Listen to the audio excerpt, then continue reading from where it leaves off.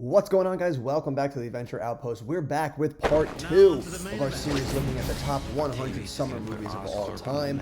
I'll leave a link in the description for the first part in this series if you missed it. As always, hit that subscribe button, smash that like button, drop a comment down below. Let me know what your favorite summer movies of all time are. And without further ado, let's dive into this bad boy. Numbers 50 through number 1.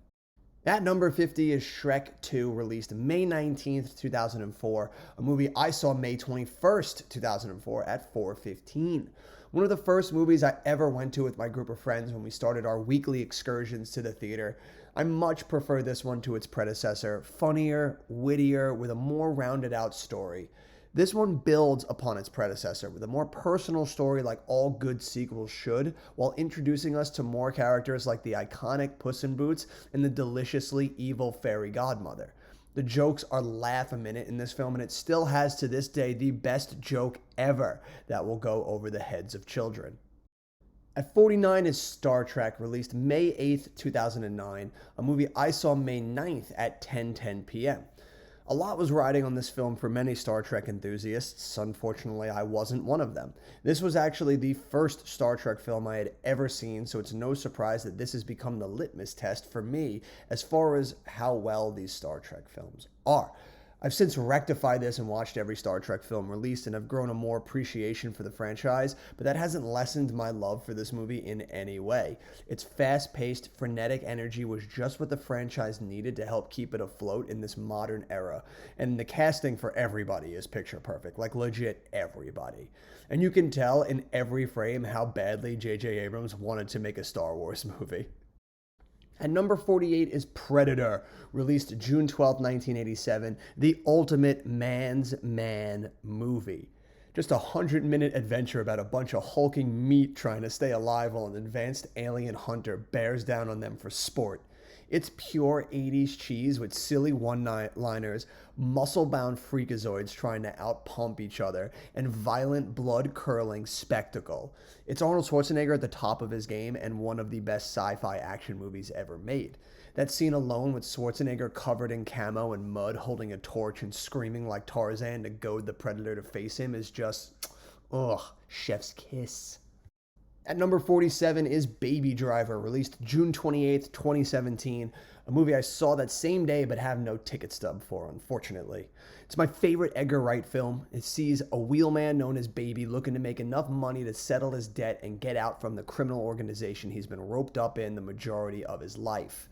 Its usage of colors and music to help drive and tell its story is nothing short of masterful. The way the music syncs to the action so meticulously and precisely, it should be studied for decades. The cast is sublime, especially Jamie Foxx, who looks like he's having an absolute blast in every scene he chews. Everyone brings their A-game here, even social pariahs Ansel Elgort and Kevin Spacey. It's just a fantastic movie from top to bottom with one bitchin' soundtrack you can cruise to any day of the week. At number 46 is Edge of Tomorrow, released June 6th, 2014, a movie I saw the same day with no stub to back it up. Cruise plays a public relations officer in the military that is forced by his superior officers to be a part of the landing operation taking the fight to the alien. He's killed in the battle but finds himself in a time loop reliving the day over and over again until he can find a way to defeat these creatures for good. I love a good sci-fi alien invasion story. Sprinkle in a dash of time loops for good measure and you've got my ass enthralled. Like a video game shooter come to life, this movie is chaotic and frenetic in how it shoots its battle scenes, finding new ways to show the same scene over and over. Cruise plays a smarmy little weasel coward, a completely 180 from what we've known him for, and he is gloriously amazing in it as we watch him go from absolute coward to savior of the goddamn planet.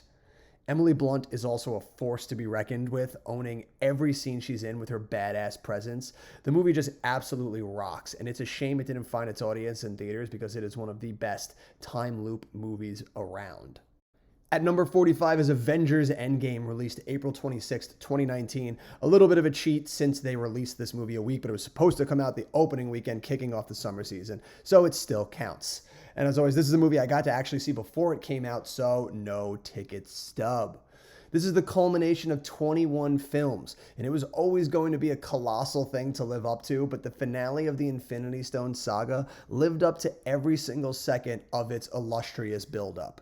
Epic in scope and unrelenting in its ability to get weird, this movie sees the core members of the Avengers in the wake of the blip band together to find a way to go back in time and try and reverse the blip from ever happening. It's audacious, over the top, and could crash on impact if it didn't work, but goddamn does this movie work. The movie wastes not a second of its runtime, earning every single frame of its journey, with a movie that managed to get the right amount of humor and pathos needed to culminate such a glorious and epic tale. This is a movie that I don't think we'll ever see on this scale ever again. At number 44 is Godzilla, released May 16th, 2014, a movie I saw the day it came out. This is a movie that grows on me more and more every time I watch it. The reintroduction to Godzilla for American audiences was always going to be a tough sell after the 2000 film, but Gareth Edwards found a way to make Godzilla fresh and engaging for a new generation of moviegoers. His framing and shot selection helped make this movie ooze tension as we race towards its finale in San Francisco, never showing too much or too little and having the perfect restraint of knowing where to place the camera at all times. This movie is as close to a Steven Spielberg spectacle as I've seen in the modern age. The Hawaii showdown alone at that airport is just proof of that. At number 43 is Avengers Infinity War, released April 27th, 2018. Another cheat, these guys opening up a week early to get that big money-making scheme right there, but it still counts as a summer movie. We're counting it. And this is another movie I saw a day of, and while Endgame may be the more epic in scope film, this one feels like a more complete and thematically sound movie than its predecessor. Even if I still think Infinity War should have ended with the scene from the opening of Endgame where they kill Thanos, but that's a whole other discussion. This movie is grand in scale and manages to harness so many moving parts to create a movie that gels and feels in perfect harmony with itself, considering its insane cast of characters. From Thor and the Guardians in space to Tony and crew in New York and Steve and company in Wakanda, there is so much going on in this film, it's a wonder any of it works at all, and is an absolute testament to the people in front of and behind the camera that made it look and feel as good as it did.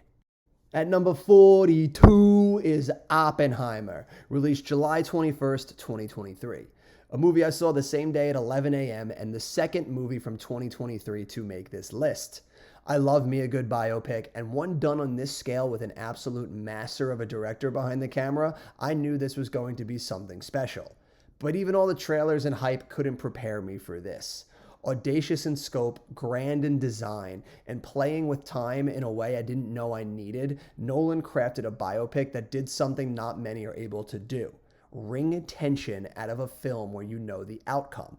The scenes in black and white at all the committee meetings are so nuanced and dripping with tension, it's just pure cinematic bliss. Leave it to Nolan to create one of the most dynamic biopics ever made. And number 41 is Ghostbusters, released June 8th, 1984, a comedy classic about four men catching ghosts in New York City. What can be said that hasn't already been said about this absolute phenomenon of a movie? It's hilarious to boot while also managing to wring moments of actual terror. The demon dogs scared the living shit out of me as a child. The cast is wonderful, Murray in particular with his unique brand of childish humor. It's a perfect movie to use as an example when explaining how they just don't make movies like they used to anymore. At number 40 is The Thing, released June 25th, 1982, a pure delight for 80s horror fans with some deliciously spectacular practical effects as a group of researchers in Antarctica uncover a life form that can replicate and imitate other organisms, creating a perfect blend of sci-fi paranoia and horror that made Carpenter a master. It's such a shame this movie bombed on release and really hurt his career, as it's widely regarded as one of the best sci-fi horror films ever made today, and he was such a fantastic director that it would have been so interesting to see what he would have done after this if it had gotten the critical reception that it has today. At number 39 is Airplane, released July 2nd, 1980. A satirical comedy parodying disaster films like Zero Hour and Airport. This film uses every comedy gag in the book to murder you with laughs. Be it sight gags, puns, running jokes, slapstick, dark humor. It is one of the funniest movies ever put to screen, with a joke landing every second that will have you keeled over laughing so hard your head hurts. At number 38 is Men in Black, released July 2nd, 1997. This sci-fi adventure film sees Will Smith join the Eponymous group to investigate criminal incidents relating to extraterrestrial life forms living in secret on Earth. This was one of my favorite films growing up as a kid. I watched it ad nauseum. Both Smith and Tommy Lee Jones are so great in this movie and work so well with each other, having fantastic chemistry. Jones is a great straight man to play of Will Smith's loud and obnoxious character, and the practical effects is amazing in this movie alone. But that's not surprising when you have the master Rick Baker at your disposal. At number 37 is The Conjuring, released July 19th, 2013. We follow the Warrens, a husband and wife team of paranormal investigators who help a family dealing with disturbing events at their house in Rhode Island during the 70s. This is atmospheric horror done beautifully. Its ability to build tension to an absolute stunning crescendo is perfect filmmaking. James Wan cemented himself as a horror maestro with this film. It's chilling, eerie, creepy. Every goddamn horrific adjective you can think of applies here. Patrick Wilson and Vera Farmiga are fantastic in their roles. The two of them and James Wan really created a horror franchise here that will stand the test of time. At number 36 is Wedding Crashers, released July 15th, 2005, a movie I saw the 16th at 1:45 p.m. One of the best comedies to come out during the Laugh Pack era.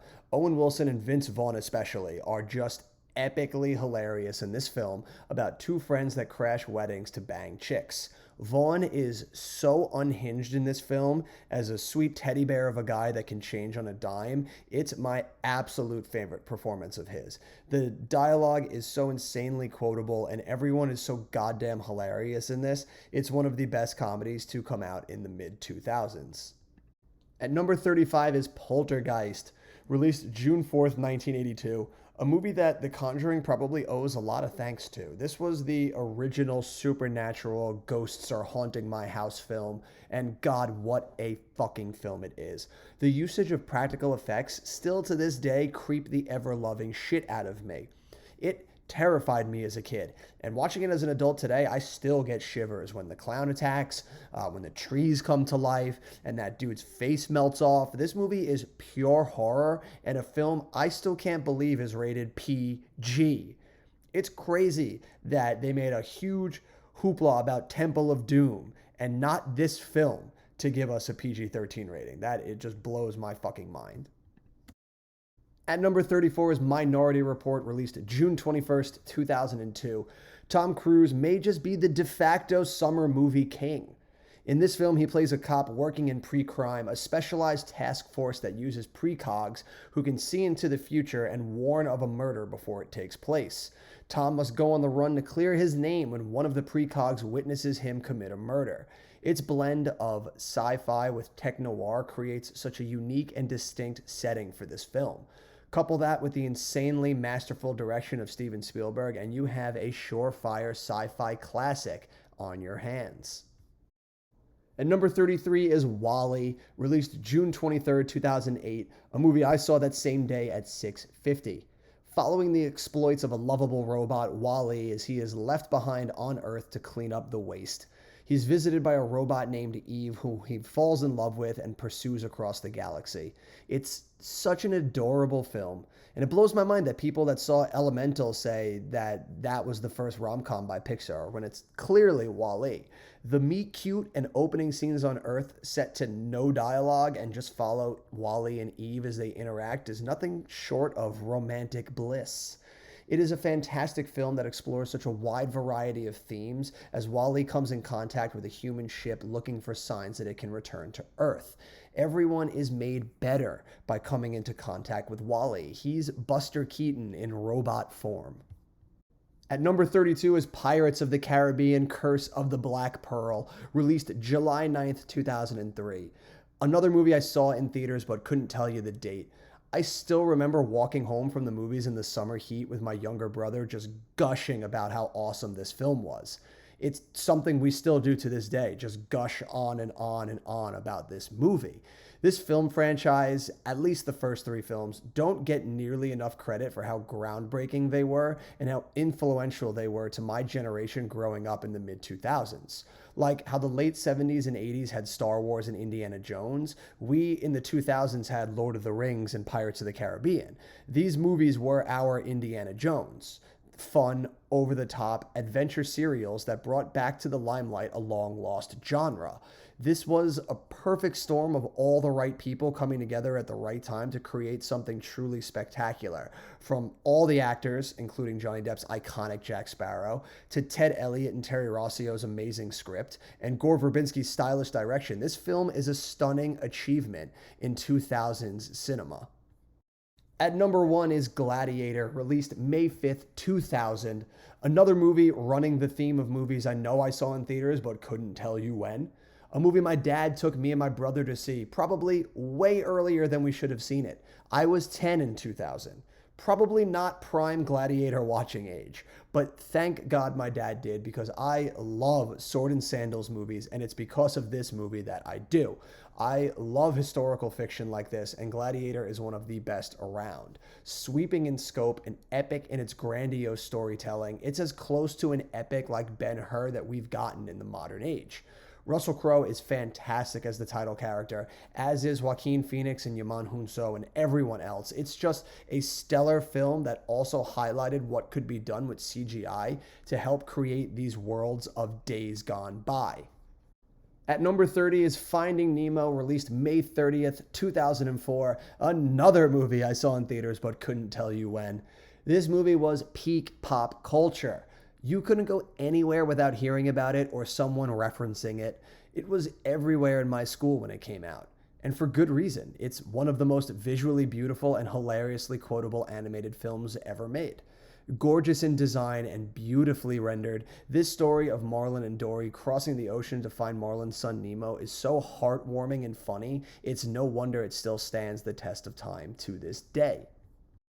At number 29 is Inglorious Bastards, released August 21st, 2009, a movie I went to the midnight showing of. This is peak Tarantino in his most unhinged and glorious, with a revisionist history of World War II, as an elite commando of soldiers nicknamed the Bastards hunt down and exterminate Nazis. We also follow a theater operator with her own vendetta against the Nazis who has to show a film premiere of some propaganda. It's audacious, violent as all hell, and has some of the best scene work of Tarantino's career. Seriously, the bar scene with Diane Kruger and Michael Fassbender as they must play card games with some Nazi officers is nothing short of perfect tension-building scene work. Couple that along with the absolute just perfect opening scene of this movie, and you have just a masterful movie. At number 28 is Inside Out, released June 19th, 2015, a movie I saw the 22nd at 9:30 p.m. We follow a young girl and the emotions inside her head running the place as they deal with a move that leaves her feeling isolated and depressed. This is a movie that should be required watching, not just kids of a young age learning how to deal with their emotions, but for anyone going through a rough patch or depression. This movie's ability to help you understand and recognize and listen to your emotions is incredible. And the fact that it does it through a heartwarming and fun animated adventure film is nothing short of legendary. Pixar don't make animated films. They make these beautifully thematically rich movies that just happen to be animated. At number 27 is Super 8, released June 10th, 2011, a movie I saw the midnight release of. That's how excited I was for this movie. It's no surprise by now through this video that I love me sci-fi more than any other genre. It speaks to me and tells stories in a way that reflects our lives and fears and hopes and dreams in an interesting and futuristic setting that just excites me in a way not many other genres do. And that's what this film does. It basically is just J.J. Abrams' version of E.T., as we follow a group of young kids in the 70s whose town becomes the site of a government conspiracy as an alien escapes and wreaks havoc. It's fun, escapist sci-fi spectacle that also manages to tell a story of one's own grief and how we come to terms with it and how to finally let go of it. And that is just a beautiful little message right there against the backdrop of this fun, over-the-top sci-fi spectacle. At number 26 is Forrest Gump, released July 6th, 1994. The quintessential Americana movie for those summer movie watchers. I know I watch this every summer, or really anytime I see it on TV. An absolute classic with a tour de force performance from Tom Hanks as the titular character. This is a movie that just goes down smooth and is endlessly rewatchable with quotable dialogue galore and fantastic performances and just a wonderful blend of CGI with practical effects. At number 25 is Ratatouille, released June 29th, 2007, a movie I saw the same day at 9 p.m. while on vacation at Universal Studios in Florida. One of my favorite traditions every year when at Disney and Universal was to go see a movie at their theaters in either City Walk or Downtown Disney, and 2007's Ratatouille might have been my favorite one I ever saw there.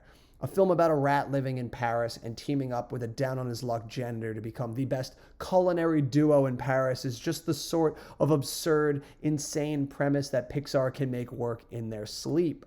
This movie is hilarious, so much fun, a great ode to cooking and patty, and just a visually beautiful film. At number 24 is Top Gun Maverick, released May 27th, 2002, the only film from 2002 to make this list, and a film I saw twice in theaters, once on opening night and again on June 5th at 4 p.m.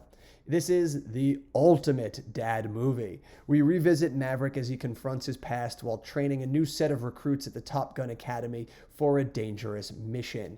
It's a perfect ode to that old style of 80s cinematic cinema that we don't see too often anymore.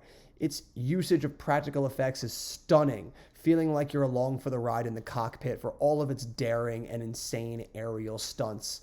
It's a movie that came out exactly when it was needed to knock our socks off and remind us why going to the movies is such a beloved experience in an age when we needed it so desperately. At number 23 is Speed, released June 10th, 1994, a white-knuckle, balls-to-the-walls, amazing action film starring Keanu Reeves as a bomb squad detective who has to play a game of cat and mouse with a psychotic criminal. A bus is rigged by a terrorist to explode if the speed falls below 50 miles per hour. It's ludicrous, it's outrageous, and just so much goddamn fun with endlessly quotable dialogue. We're talking pop quiz, hot shot, and two star-making performances from Keanu and Sandra Bullock. At number 22 is Aliens, released July 18th, 1986. Leave it to Cameron to completely understand how to create a perfect sequel to a beloved film. Completely change the atmospheric horror of the first film for a frenzied, kill-em-all shootout video game where a group of Marines come in contact with a nest of aliens while investigating a human colony on the moon of the original alien sighting. It's a thrill-a-minute, go-for-broke, all-out insanity that perfectly encapsulates what Cameron is so good at. Just pure action spectacle. At 21 is The Mask of Zorro, released July 17th, 1998. The ultimate action-adventure film. Anthony Hopkins is the original Zorro, escaping from prison to find his long-lost daughter and avenge the death of his wife against a corrupt governor. Aiding him is Antonio Banderas, a brash young outlaw with his own vendetta against the governor. Together they team up to take down the man and save Hopkins' daughter. This movie is so much fun. It's the ultimate feel-good, swashbuckling adventure of an Old West that was quickly changing at the turn of the century. It's no surprise I love this movie, as it's written by the two best blockbuster screenwriters of all time, in Ted Elliott and Terry Rossio, names that we will see a few more times on this list. This movie is just so much fun and an absolutely purely fun, great time. The practical effects work is fantastic in this movie. It is just so great. At number 20 is Inception, released July 16th, 2010, a movie I saw July 22nd at 6:30. It's incredible to look back and see just how much Nolan has done for the sci-fi blockbuster, creating these mind-bending, practical effects-laden masterpieces that stand the test of time, and Inception may just lead the bunch. Packed to the gills with a star-studded cast, it's amazing to see Leo dive into a genre film like this and feel right at home. The story is pure insanity, following a group of dream infiltrators who go into the minds of their targets and steal or plant information that can be used against them. It's such a unique and original story, and one you don't often get to see at such a level anymore. Seriously, they don't make original movies like this at this level unless you are a name like Christopher Nolan. It's sheer filmmaking brilliance on display in every goddamn frame. At number 19 is Mission Impossible Rogue Nation, released July 31st, 2015, a movie I saw July 30th at 8 p.m. This is the movie that really put the Mission franchise in a whole other level for me. This is the film where they became masterpieces. The amount of fun on display here is incredible and just intoxicating. The practical effects work by Tom here is just to such an otherworldly display. I mean, who else would hang off the side of an airplane, learn to hold their breath for 7 minutes, and do these insane death-defying car and motorcycle stunts? It's insane. The limits this man is willing to take for our enjoyment is so goddamn commendable, it hurts. And then you add goddess Rebecca Ferguson into the mix, and you have a recipe for a surefire classic. At number 18 is The Lion King, released June 15th, 1994. I mean, who hasn't seen The Lion King at this point, and who doesn't have it as one of the very best animated movies ever put on the big screen?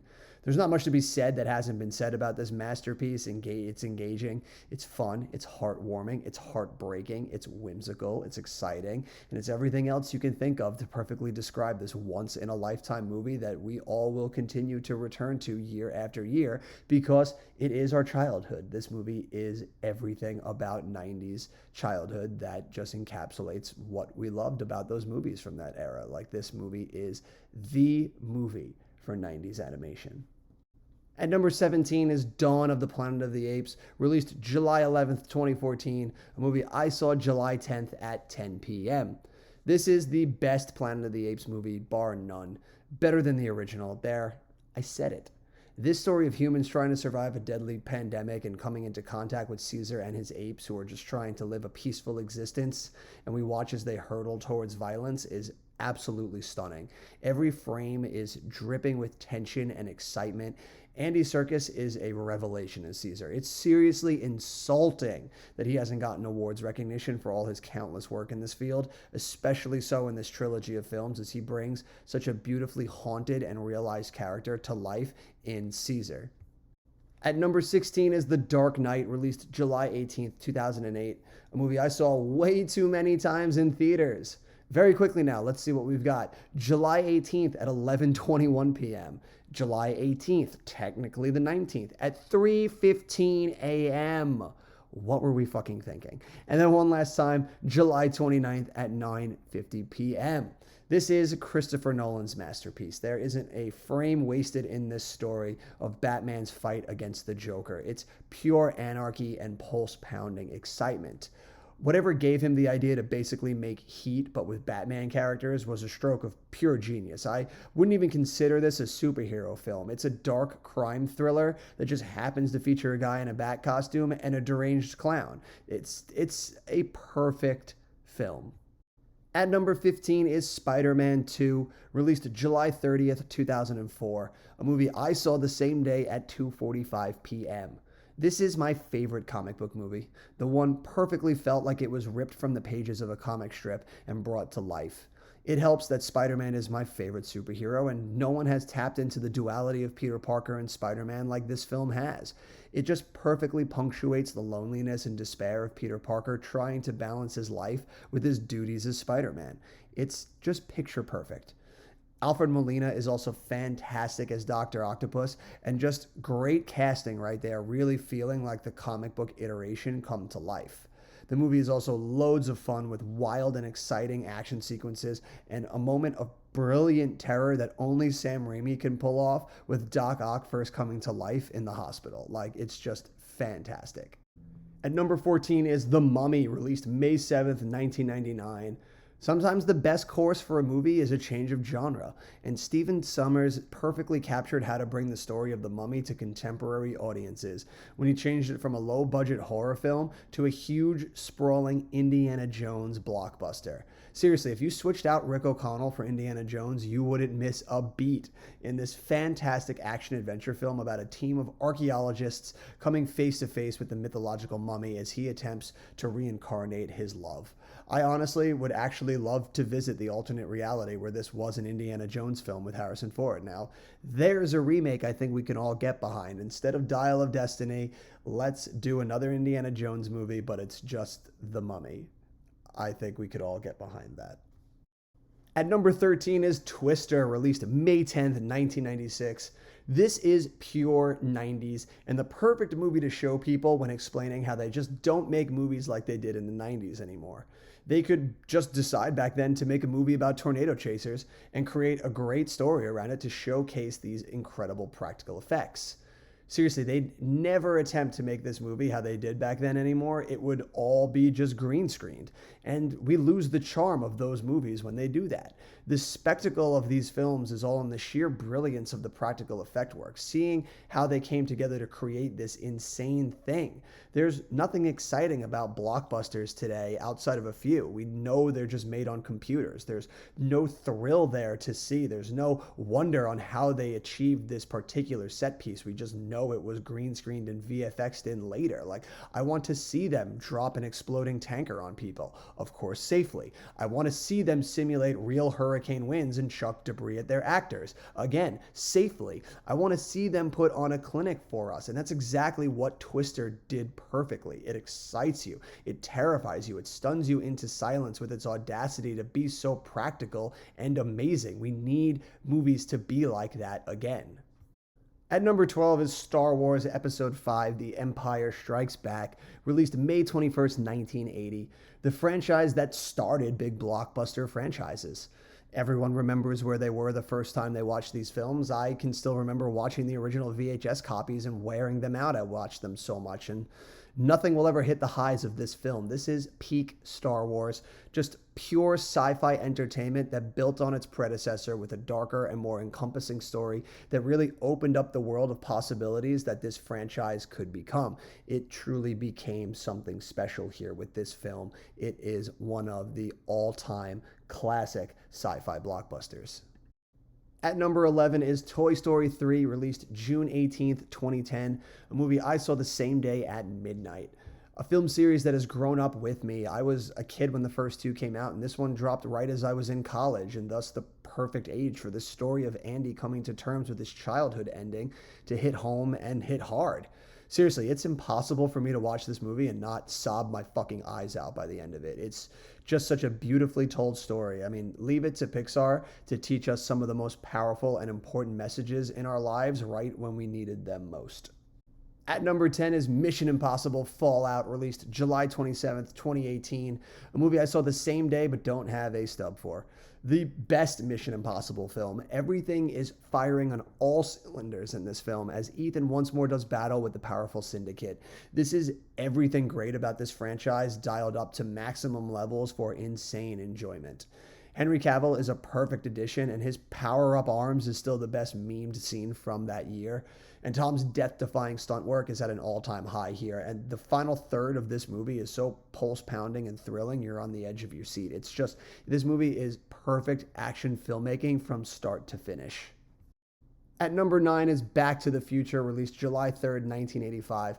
A movie I didn't see for its original release, but I did see the trilogy in theaters when it was released for Back to the Future Day on October 21st, 2015, which was the date Marty travels to in Back to the Future Part 2, for any of you out there not in the know.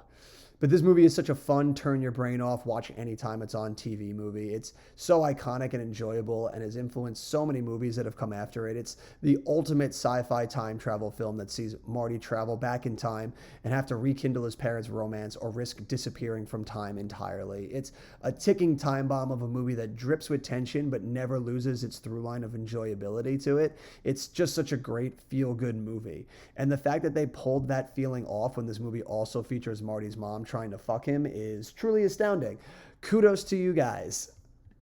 At number 8 is Who Framed Roger Rabbit, released June 22nd, 1988. A movie I still don't know how it was greenlit to this day. A dark film noir about an alcoholic detective trying to come to terms with his brother's murder, all while solving the murder of a man committed by a cartoon in Roger Rabbit. Yeah, in this world, humans and cartoons live amongst each other and drink and rabble and get down to nefarious doings, apparently. It's insane that someone was watching a dark, gritty crime noir from the 40s and was like, we should do this, but with cartoons. And not only was Disney like, sure, they were just like, fuck yeah, like fill it with our characters, make it dark as shit. We're going to have a fucking blast. But God bless them for having the balls to make something like this then, because it is truly a once in a lifetime movie. Seriously, could you ever imagine them making something like this today? Not a fucking chance. At number 7 is Pirates of the Caribbean: Dead Man's Chest, released July 7th, 2006, a movie I saw the same day at 11:45 a.m. I will continue until the end of time unabashedly proclaiming my love for this film. It is not only the best Pirates film, but one of the best swashbuckling action-adventure films around.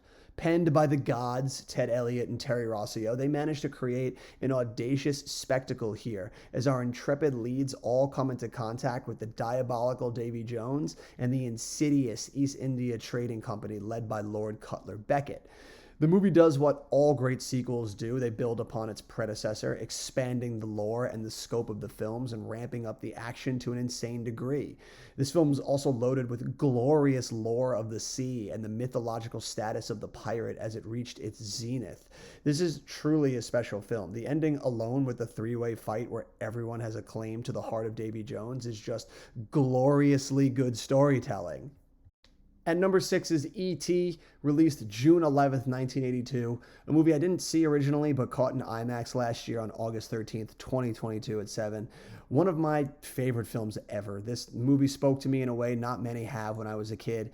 The story of a boy and his alien is iconic, and everything about the way Spielberg frames and shoots this film just shows a master in his element and at the top of his game. The way we never see the faces of the government agents hunting E.T. until the end. The way the house is lit with the corn stalks as Elliot first meets E.T. Just everything about this movie is structured and shot so beautifully, and it is one of the most gorgeous looking blockbusters ever to put to film. Like, this was just Spielberg at his most inventive, and it shows in every single frame of the film.